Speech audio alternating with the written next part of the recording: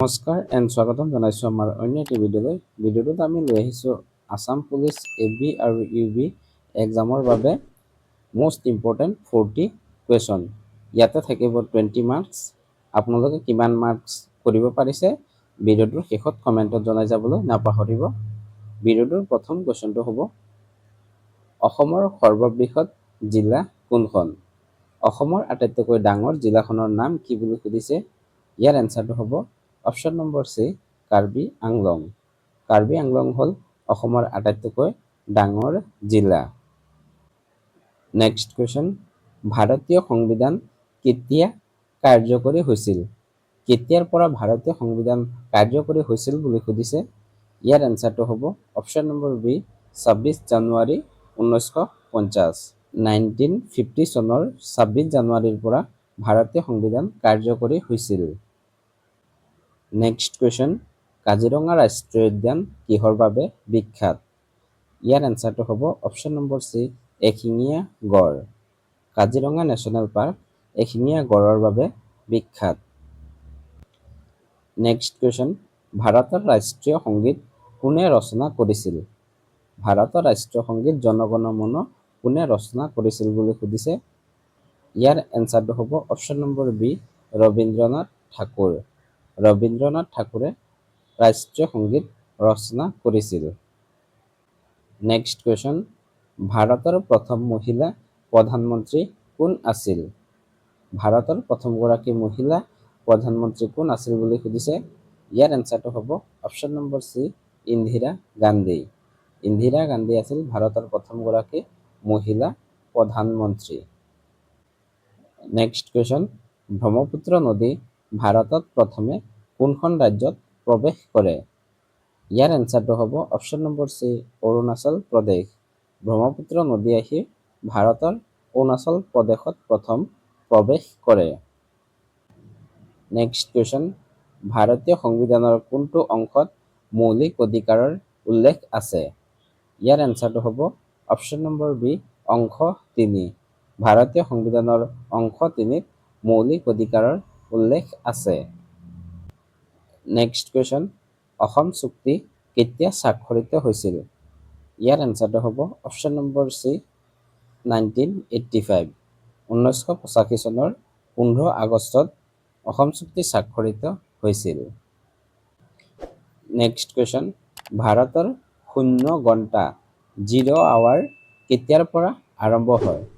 শূন্য ঘণ্টা কেতিয়াৰ পৰা আৰম্ভ হয় বুলি সুধিছে। ইয়াৰ এনচাৰটো হ'ব অপশ্যন নম্বৰ এ পুৱা 9 বজা। পুৱা 9 বজাত শূন্য ঘণ্টা আৰম্ভ হয়। নেক্সট কুৱেশ্যন ভাৰতৰ প্ৰথম উপ ৰাষ্ট্ৰপতি কোন আছিল? ইয়াৰ এনচাৰটো হ'ব option number C doctor Sarvepalli Radhakrishnan. Doctor Sarvepalli Radhakrishnan আছিল ভাৰতৰ প্ৰথমগৰাকী উপ ৰাষ্ট্ৰপতি। নেক্সট কুৱেশ্যন অসমৰ কোনজন আহোম স্বৰ্গদেউক বৰ ৰজা বুলি জনা যায়? বৰ ৰজা বুলি কোনজন আহোম স্বৰ্গদেউক জনা যায়? ইয়াৰ এনচাৰটো হ'ব অপশ্যন নম্বৰ চি চুহুংমুং বা দিহিঙীয়া ৰজা। চুহুংমুং বা দিহিঙীয়া ৰজাক বৰ ৰজা বুলি জনা যায়। নেক্সট কুৱেশ্যন অসমৰ সৰ্বাধিক চাহ উৎপাদন কৰা জিলাখনৰ নাম কি? কোনখন জিলাত আটাইতকৈ বেছি চাহ উৎপাদন হয়? ইয়াৰ এনচাৰটো হ'ব অপশ্যন নম্বৰ চি ডিব্ৰুগড়। ডিব্ৰুগড়ত আটাইতকৈ বেছি চাহ উৎপাদন হয়। নেক্সট কুৱেশ্যন আহোমসকলৰ প্ৰথম ৰাজধানী ক'ত আছিল? ইয়াৰ এনচাৰটো হ'ব অপশ্যন নম্বৰ বি চৰাইদেউ। আহোমসকলৰ প্ৰথম স্থায়ী ৰাজধানী চৰাইদেউত আছিল। নেক্সট কুৱেশ্যন ভাৰতৰ প্ৰথম গৃহমন্ত্ৰী কোন আছিল? ইয়াৰ এনচাৰটো হ'ব option number C Sardar Vallabhbhai Patel. Sardar Vallabhbhai Patel আছিল ভাৰতৰ প্ৰথমগৰাকী গৃহমন্ত্ৰী। নেক্সট কুৱেশ্যন অৰুণোদয় কাকতখন প্ৰথম কেতিয়া প্ৰকাশ হৈছিল? অৰুণোদয় কাকতখন ফাৰ্ষ্ট টাইম কেতিয়া প্ৰকাশ হৈছিল বুলি সুধিছে। ইয়াৰ এনচাৰটো হ'ব অপশ্যন নম্বৰ বি 1846। 1846 চনত অৰুণোদয় কাকতখন প্ৰথম প্ৰকাশ পাইছিল। নেক্সট কুৱেশ্যন অসমৰ উচ্চ ন্যায়ালয় ক'ত অৱস্থিত? ইয়াৰ এনচাৰটো হ'ব অপশ্যন নম্বৰ চি গুৱাহাটী। গুৱাহাটীত অসমৰ উচ্চ ন্যায়ালয় অৱস্থিত আৰু এই গুৱাহাটী উচ্চ ন্যায়ালয় 1948 চনত স্থাপন হৈছিল। নেক্সট কুৱেশ্যন, ভাৰতৰ সংবিধানৰ মৌলিক কৰ্তব্য কিমানটা?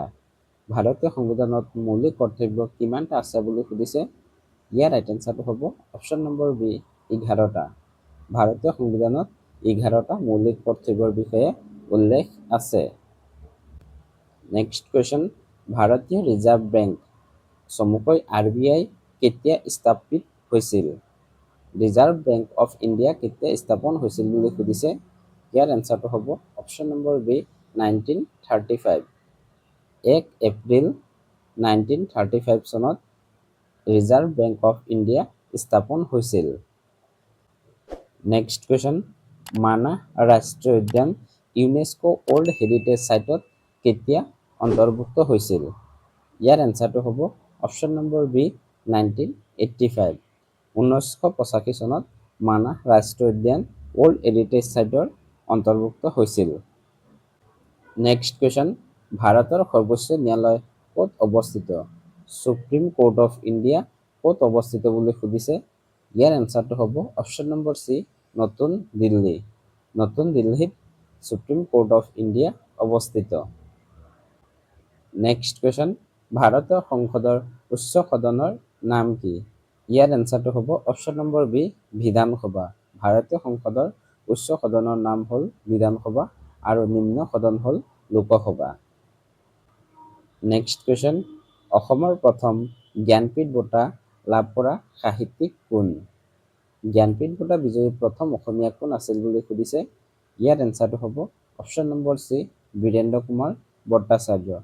বীৰেন্দ্ৰ কুমাৰ ভট্টাচাৰ্যই মৃত্যুঞ্জয় উপন্যাসখনৰ বাবে জ্ঞানপীঠ বঁটা লাভ কৰিছিল। ইয়াৰ পিছত 2000 চনত মামণি ৰয়ছম গোস্বামীয়ে জ্ঞানপীঠ বঁটা লাভ কৰে আৰু 3 নম্বৰ নীলমণি ফুকনে জ্ঞানপীঠ বঁটা লাভ কৰে।